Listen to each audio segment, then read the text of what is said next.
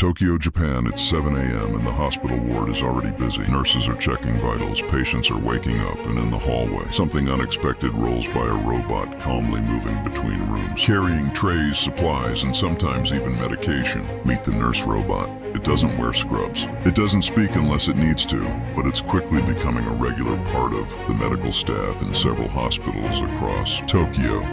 Its name is not Nurse, Joy, or some cute anime character. It's called Hospi. Or in some hospitals, it's known as TUG or Keenan. Whatever the brand, the purpose is the same: to support human nurses in ways that free up time, reduce physical strain, and improve patient care. At first glance, it looks like a glorified vending machine on wheels, but don't be fooled. This robot uses LiDAR cameras, sensors, and advanced mapping to navigate hospital hallways on its own. It knows where it's going, it knows when to stop, and it knows how not to bump into anyone. It's polite in the way only Japanese engineering can make a robot polite. But why a robot in the first place? The answer is simple and urgent. Japan is facing one of the most serious nursing shortages in the developed world.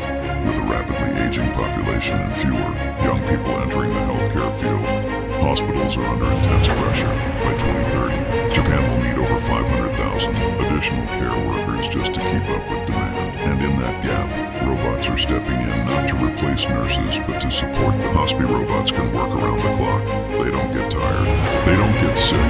They don't need breaks or lunch hours. Their job transporting lab samples, delivering linens, carrying medical waste, and even moving fragile medication that's locked in secure compartments, all without a single complaint.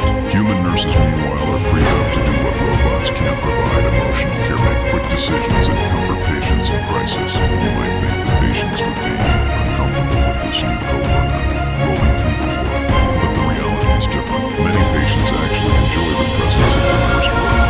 It's quiet, it's helpful, and it brings a sense of calm, efficiency to an otherwise hectic environment. Some children, elderly patients sometimes give it a nickname. The robot, oddly enough, becomes part of the hospital community. In some hospitals, there's even a kind of teamwork between humans and robots. By a tablet or station, trained assistant, doors open automatically, elevators are seamless as the science fiction compares to the healthcare system in 2025 Tokyo.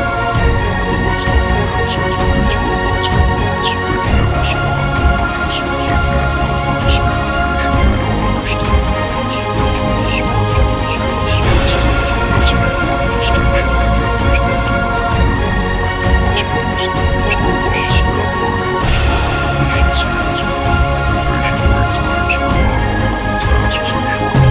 It's not just about cost or convenience. In many ways, it's about preserving human energy for the things that actually require a human touch. A robot can carry medication, but it can't hold your hand when you're afraid. Interestingly, Japan is one of the few countries where the public seems largely comfortable with robots in medical spaces. Cultural factors play a big role here. Robots in Japan aren't seen as threats. They're seen as companions, assistants, and even friends. This view has roots in Shinto beliefs, pop culture, and a history of technological optimism. That cultural comfort makes it easier for hospitals to implement these systems without the backlash you might see in Western countries. In the US or Europe, people might fear job loss or dehumanization. In Japan, it's more often seen as smart adaptation. And that adaptation is spreading. Robot assistants are now being used in elderly care homes, rehabilitation centers, and even pharmacies. In some cases, AI-powered robots are helping detect early signs of dementia or behavior during recovery. The line between nurse and nurse robot is not blurring exactly, but the roles are becoming more cooperative. The robot takes care of logistics. The human takes care of humanity.